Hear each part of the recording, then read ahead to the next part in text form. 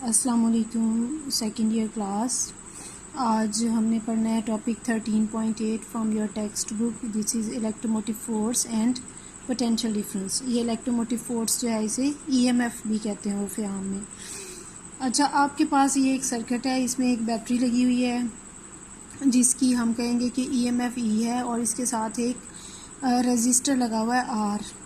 अब देखें, अगर कोई चार्ज डेल्टा क्यू जो है ना वो इस बैटरी से चलता है और वो इस सर्किट में से होके लोअर पोटेंशियल पे यानी negative terminal of the battery पे पहुंचता है या सेल पे पहुंचता है, तो उसके पास एनर्जी कम हो चुकी होती है। अब चार्ज लेट पॉजिटिव चार्ज है तो वो हायर पोटेंशियल पे खुद ब खुद तो नहीं जाएगा। बैटरी क्या करेगी, उसे एनर्जी देगी और उसे लोअर से हायर पोटेंशियल पर भेजेगी। तो जितनी एनर्जी बैटरी यूनिट चार्ज को देती है उसे लो पोटेंशियल से हाई पोटेंशियल पर भेजने में उसे ही हम क्या कहते हैं, ईएमएफ या electromotive force of the battery. अब फोर्स से ना आपने ये नहीं सोच लेना कि ये वाकई फोर्स है और इसका यूनिट न्यूटन है। ये असल में क्या है, energy supplied by the battery to the unit charge या energy supplied to the unit charge in moving it from low potential to high potential inside the battery. ठीक है। अब ये क्योंकि वर्क डन या energy supplied per unit charge है तो इसके यूनिट क्या बनेंगे, जॉल पर कूलम, जो कि इक्वल टू वोल्ट्स होता है। तो इलेक्ट्रोमोटिव फोर्स के नाम से कंफ्यूज नहीं होना, इसका नाम इलेक्ट्रोमोटिव फोर्स है लेकिन इसके यूनिट्स न्यूटन नहीं है बल्कि वोल्ट्स हैं या जॉल पर कूलम है। ठीक है। अब असल में होता क्या है, बैटरी की आपने कंस्ट्रक्शन पढ़ी थी, मैंने पिछले चैप्टर में भी थोड़ा सा बताया था कि वोल्टामीटर क्या होता है। उसके अंदर 2 इलेक्ट्रोड्स लगे हुए होते हैं, इलेक्ट्रोलाइट होता है, उसमें से हम करंट गुजारते हैं। तो ये बैटरी के अंदर असल में chemical energy is being converted into electrical energy. ठीक है। अब देखिए, जब चार्जेस जो है ना वो उस इलेक्ट्रोलाइट में से गुजरते हैं जो इनसाइड द बैटरी या सेल पड़ा हुआ है। इलेक्ट्रोलाइट वो सॉल्यूशन है जो अपने अंदर से इलेक्ट्रिसिटी को पास होने देता है। तो इलेक्ट्रोलाइट भी ऑपोजिशन ऑफर करता है to the flow of charges. तो वो जो ऑपोजिशन है जो इलेक्ट्रोलाइट ऑफर कर रहा है इनसाइड द बैटरी, उसे हम कहते हैं internal resistance of the battery और उसे स्मॉल आर से रिप्रेजेंट करेंगे। तो इसका मतलब ये है कि हम ईएमएफ ऑफ द बैटरी जो है ना, ये बैटरी का जब सिंबल लिखेंगे तो हम उसके साथ एक छोटी सी इंटरनल रेजिस्टेंस आर जो है ये भी मेंशन करेंगे। ठीक है। अब इसका मतलब ये है कि ये जो टोटल प्योर ईएमएफ ई है इसमें से इस इंटरनल रेजिस्टेंस आर के अक्रॉस कुछ ना कुछ एनर्जी चार्जेस खर्च कर लेते हैं जब वो यहाँ से बाहर निकलते हैं।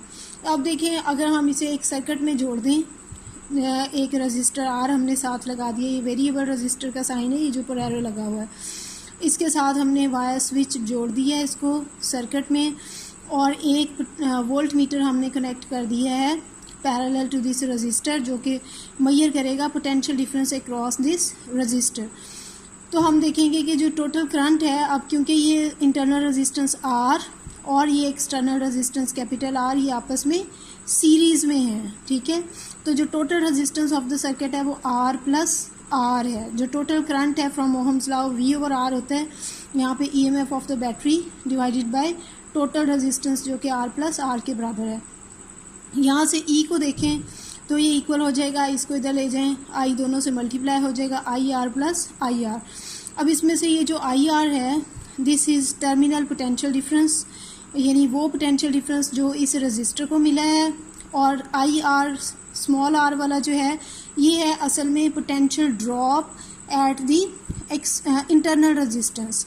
तो इस ईएमएफ का एक हिस्सा, ये भी वोल्टेज ही था, इसका एक हिस्सा यहाँ पर ड्रॉप हो गया इनसाइड द बैटरी ही, और जो बाकी की ईएमएफ थी वो अपीयर हो गई कहाँ पे, across the ends of this register, और उसे हम कहेंगे टर्मिनल पोटेंशियल डिफरेंस। अब क्लियर हो गया difference between EMF and terminal potential difference. तो EMF actually work done per unit charge है by the battery in moving it from low potential to high potential, और जो टर्मिनल पोटेंशियल डिफरेंस है वो क्या है, वो है जो एक्सटर्नल रजिस्टर है उसके अक्रॉस कितना वोल्टेज ड्रॉप हो सकता है। अब देखिए, टर्मिनल पोटेंशियल डिफरेंस जो है ना ये B N energy per unit charge है, लेकिन ये है energy dissipated by unit charge, क्योंकि एक्सटर्नल रजिस्टर में से जब करंट ने पास होना है तो वहाँ पे एनर्जी ने क्या होना है, डिसिपेट होना है, खर्च होना है। तो जो गेन कर रहा था एनर्जी वो ईएमएफ थी, जो खर्च हो रही है वो टर्मिनल पोटेंशियल डिफरेंस है। Work done per unit charge ही है, लेकिन ये वो एनर्जी है जो डिसिपेट हो रही है या खर्च हो रही है। अब आइडियल केस में अगर हम अज्यूम कर लें कि जो internal resistance of the battery है वो ज़ीरो है, तो फिर terminal potential difference is equal to EMF. लेकिन प्रैक्टिकली क्योंकि ये ज़ीरो नहीं होता तो टर्मिनल पोटेंशियल डिफरेंस कैसे आएगा, ईएमएफ में से इंटरनल रेजिस्टेंस के क्रॉस जो पोटेंशियल ड्रॉप है उसे माइनस कर लें तो बाकी क्या है, टर्मिनल पोटेंशियल डिफरेंस है। अब यहाँ से हमें नज़र आया कि ईएमएफ एक्चुअली कॉज है और पोटेंशियल डिफरेंस उसका इफ़ेक्ट है। और ये आपने याद रखना है कि अगर हम सर्किट क्लोज करें ना करें, सर्किट में से करंट पास हो रहा हो या ना हो रहा हो, ईएमएफ हमेशा प्रेजेंट रहती है, ठीक है।